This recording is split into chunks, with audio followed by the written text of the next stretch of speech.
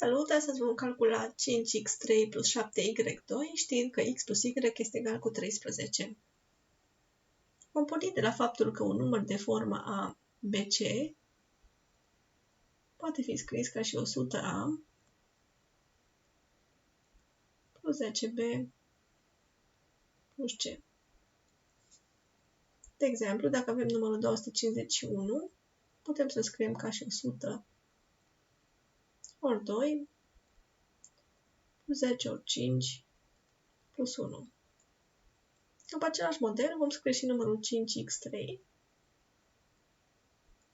care va fi egal cu 100 ori 5 plus 10 ori x plus 3 egal cu 500 plus 10 ori x plus 3. Adică 503 plus 10x. După același model vom scrie și numărul 7y2, care este egal cu 100 ori 7 plus 10 ori y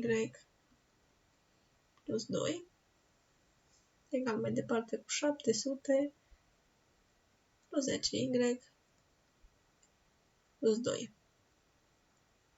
adică cu 702 plus 10y. Revenind la suma pe care o avem de calculat, 500x3 plus 700y2 este egal cu 503 plus 10x. Această parte reprezintă numărul 5x3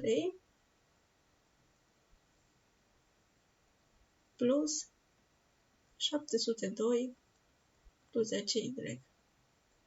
Această parte reprezentând numărul 7y2.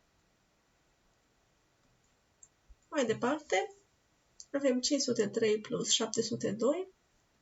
Această sumă va fi egal cu 12.205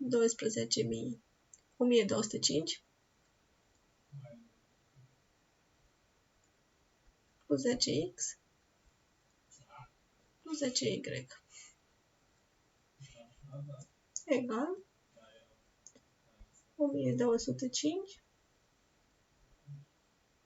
plus, vom da factor comun pe 10 în ultimii doi termeni, 10 pe lângă x plus y egal 1205 plus 10 ori 13, adică 1205 plus 130, care va fi egal 1335. Și acesta este rezultatul final. Vă mulțumesc!